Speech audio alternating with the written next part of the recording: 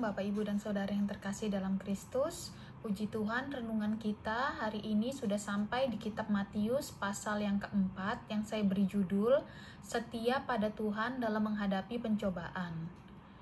Bapak Ibu, di ayat 1 dikatakan bahwa Yesus dibawa oleh roh ke padang gurun untuk dicobai oleh iblis. Pada waktu itu Yesus telah berpuasa 40 hari lamanya. Dan Yesus merasa lapar, kemudian iblis memerintahkan Yesus untuk mengubah batu-batu menjadi roti. Namun Yesus menjawab, ada tertulis manusia hidup bukan dari roti saja, tetapi dari setiap firman yang keluar dari mulut Allah.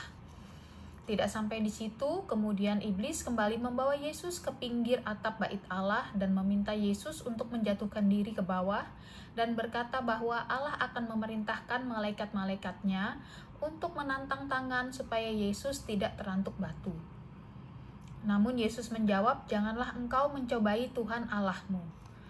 Dapat kita lihat bahwa dalam kemanusiaannya, Yesus sendiri tidak luput dari pencobaan. Begitu juga dengan kita, tentunya kita seringkali menghadapi pencobaan atau godaan-godaan dalam hidup kita. Namun, apakah respon kita sama dalam menghadapi godaan atau percobaan seperti yang Yesus lakukan? Yaitu tetap berpegang teguh pada Sang Bapa, Sang Pemilik hidup kita. Kita tahu ya Bapak Ibu bahwa pencobaan tidak datang dari Allah, karena Allah sendiri tidak pernah mencobai siapapun. Seperti tertulis di Yakobus 1 ayat ke-13, apabila seorang dicobai, janganlah ia berkata, pencobaan ini datang dari Allah. Sebab Allah tidak dapat dicobai oleh yang jahat dan ia sendiri tidak mencobai siapapun.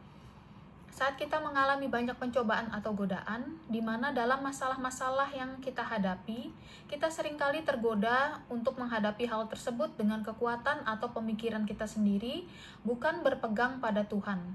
Dan saat kita gagal dalam menghadapi atau melalui pencobaan tersebut, seringkali kita menyalahkan Tuhan atas apa yang terjadi dalam hidup kita.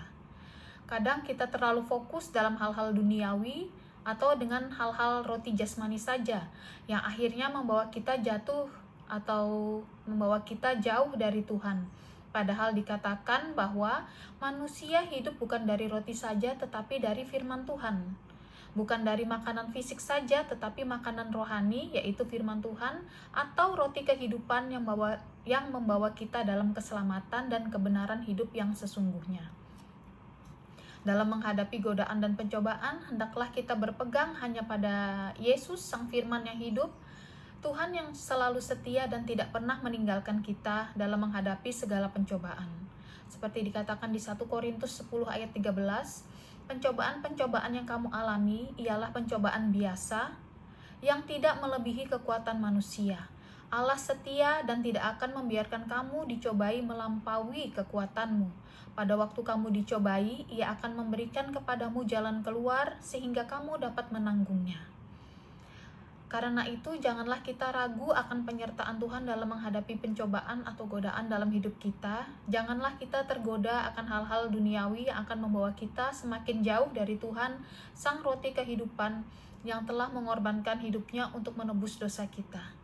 Kiranya renungan hari ini bisa menjadi berkat untuk kita semua. Terima kasih, Tuhan Yesus memberkati.